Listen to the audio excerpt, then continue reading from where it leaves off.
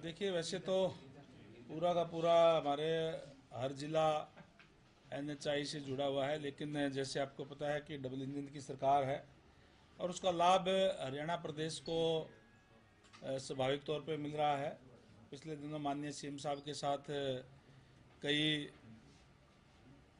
जो प्रोजेक्ट थे उनके बारे में माननीय हमारे जो केंद्रीय मंत्री है, सड़क एवं परिवहन मंत्री नितिन गडकरी जी, उनसे बात हुई थी और उन्होंने अपने सहमति भी देने का काम किया था। तो स्वाभाविक है कि हमें और ज़्यादा लाभ आज हरियाणा के अंदर रोड के मामले में जो है वो मिल रहा है। और चाहे वो नई रोड, हमने हिसार के जो एक रिंग रोड बनाने के लिए भी उनसे चर्चा की थी और उन्होंने अपनी सहमति उस पर भी जताने का काम किया था कि जो जैसे ही कागज़ तैयार होकर के आएंगे हम उस पर भी सहमति देने का काम करेंगे। तो निश्चित रूप से उससे एक जाम से भी निजात मिलेगी और बहुत एक अच्छा रिंग रोड अगर हिसार के बाहर से बनेगा तो उसका भी लाभ जो है वो मिलेगा उसका। और इसी तरीके से जो और प्रोजेक्ट थे उनके ऊपर भी जो बातचीत हुई है, अधिकारियों को आदेश दे दिए गए हैं, उसके ऊपर कार्य कर रहे हैं और आने वाले समय के अंदर उसका लाभ जो है हरियाणा प्रदेश की जनता को हमें जो है उसका मिलेगा। सर, पिछले दिनों आपने कई अधिकारियों पे कार्रवाई भी की, एक्शन भी लिया सर। हमने पाई जाती हैं सर, आगे किस तरह से? मैंने शुरू में ही जो डिपार्टमेंट संभालते ये कहा था कि हमें डिपार्टमेंट की छवि सुधारनी है।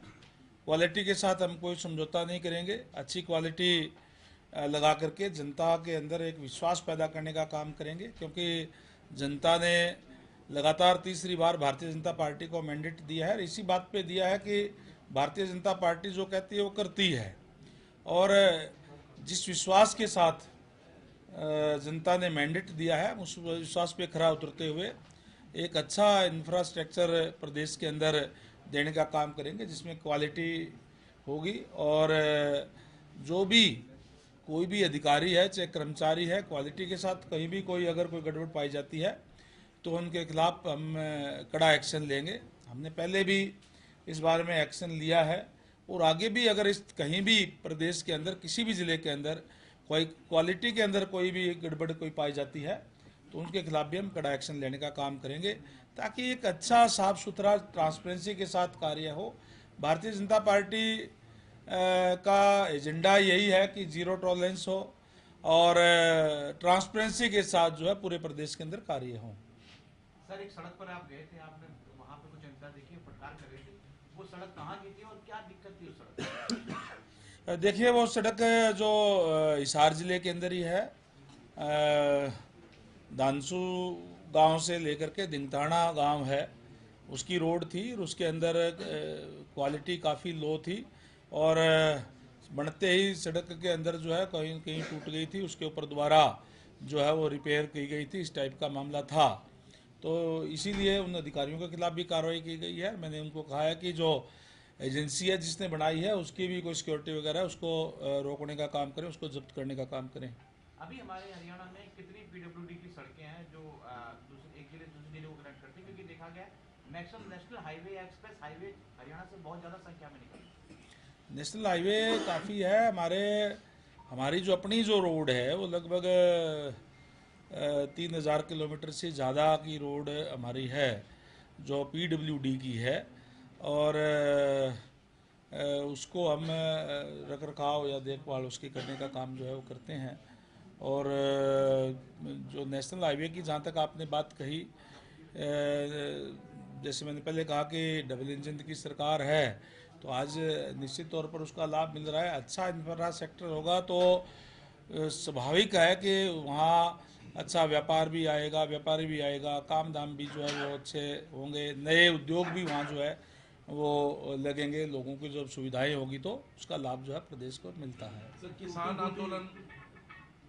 आंदोलन जो हो रहा है 6 तारीख से जाने की बात किसानों ने कही है, अब वो एक फॉर्म भरवा रहे हैं, गूगल फॉर्म सब किसानों से, और उसमें ये शपथ पत्र ले रहे हैं कि मरने के लिए तैयार हैं और जेल में जाने के लिए तैयार हैं। आप कैसे देखते हैं? देखिए, जहाँ तक हरियाणा सरकार की बात है, हरियाणा सरकार ने किसानों के लिए पहले भी हमारी सरकार जो है उनका दाना दाना खरीद करने का काम कर रही है। 24 फसलें हम यहाँ खरीद करने का काम कर रहे हैं। और माननीय सीएम साहब ने जो किसानों की मांग थी उसको मानते हुए एक कमेटी का भी गठन कर दिया गया है, जिसमें जस्टिस जो रिटायर्ड जस्टिस है नायब सिंह जी, उनकी अध्यक्षता के अंदर जो कमेटी का जो है गठन किया गया है और उन्होंने उनकी मांग को मान लिया गया है। तो हरियाणा के अंदर मैं समझता हूँ कोई ऐसा कोई इश्यू जो है नहीं। अभी भी अगर मैं बात करूँ हरियाणा प्रदेश की, तो हरियाणा के अंदर हमने जो कमेटी गठित की है इसको भी 22 नवंबर को अपनी रिपोर्ट माननीय न्यायालय के सामने प्रस्तुत कर दी थी, पहले जो थी उसने।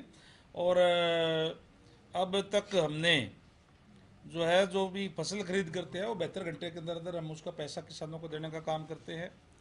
और इस सीजन में भी अब तक 16,000 करोड़ रुपए सीधे किसानों के खातों में पहले ही डाले जा चुके हैं डीबीटी के माध्यम से। और पिछले 9 सीजन में 12 लाख किसानों के खातों में 1,26,000 करोड़ रुपए डाले जा चुके हैं। तो इस तरीके की व्यवस्था हमारी जो हरियाणा सरकार ने करने का काम किया ताकि किसानों को किसी प्रकार की दिक्कत परेशानी जो है वो ना आए। किसानों के लिए किसान देश की रीढ़ की हड्डी है और किसान के लिए हर वो काम करने सरकार जो कदम उठा रही है जिससे किसानों को लाभ हो और किसानों की आय बढ़ाने के लिए निरंतर सरकार का जो प्रयास रहा है। लेकिन ये आंदोलन कर रहे हैं जो दिल्ली जाने की मांग है, उसको आप किस तरह से देख रहे हैं? देखिए, कानून व्यवस्था बिगाड़ने की इजाज़त किसी को नहीं दी जा सकती। पहले भी जिस तरीके से आंदोलन हुए जिसमें चाहे वो लाल किले पर चढ़ने की बात थी और जो जिस तरीके से लॉ एंड ऑर्डर की स्थिति आई, तो उसकी इजाज़त किसी को भी नहीं दी जा सकती। बाकी आराम से कोई भी जाए आए, कोई दिक्कत नहीं है। खापों ने भी समर्थन दिया है इस आंदोलन को किसानों के, उस पर क्या?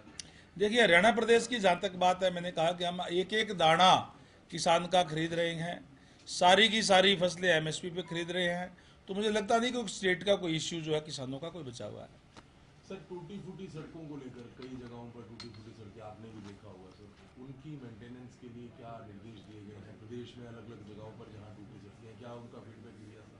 अधिकारियों को निर्देश दिए जा चुके हैं। मैंने सारी की सारी रिपोर्ट मंगा ली है कि जो भी जितने भी जो रोड है जो रिपेयर के लिए है, जिनकी ज़रूरत है इमीडिएट रिपेयर करने की, और हम प्राथमिकता के आधार पर उनको रिपेयर करने का काम करेंगे ताकि अच्छा जो है रोड प्रदेश के लोगों को जो मिल सके। सर, एक सवाल था, पीछे सरकार ने वादा किया था चुनाव में जाने से पहले कि जितने भी कर्मचारी जो HKRN के थ्रू लगे हैं उनको सरकार जॉब सिक्योरिटी दी। बिल भी आ गया सदन में, लेकिन अभी तक उसकी SOP जारी नहीं हो पाई और अभी भी HKRN की तरफ से ही सैलरी दी जा रही है, डिपार्टमेंट सैलरी नहीं दे रहा है।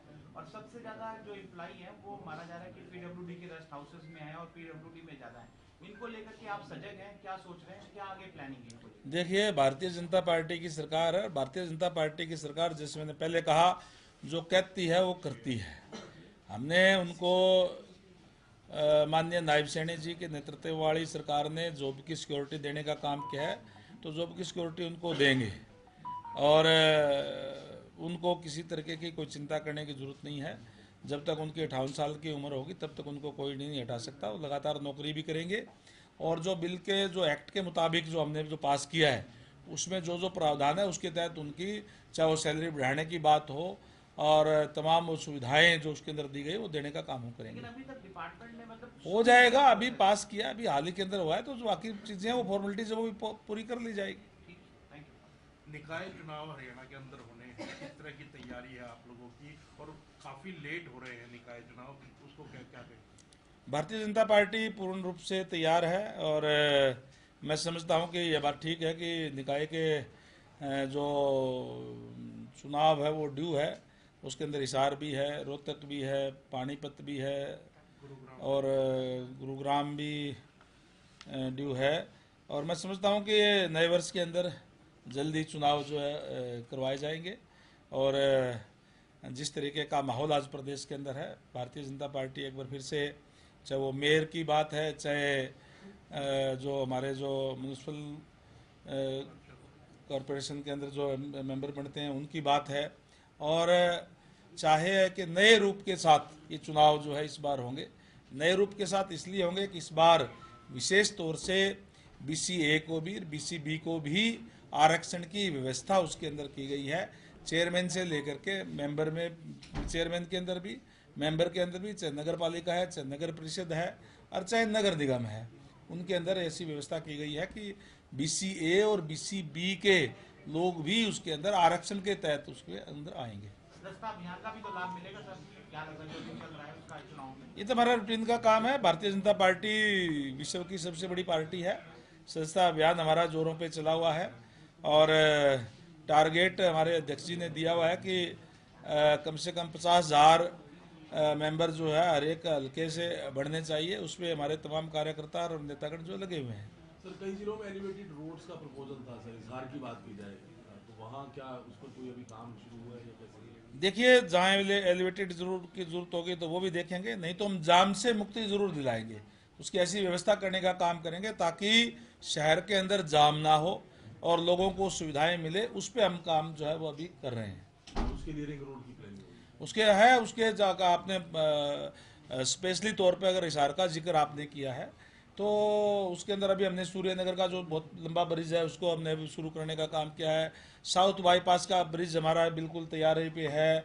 एक हमारी एक रोड है जो तोसाम रोड से लेकर के और जो राजगढ़ रोड है उसको मिलाएगी, वो हम बना देंगे। तो मैं समझता हूँ कि जाम से काफ़ी हद तक उससे मुक्ति मिलेगी। बस यार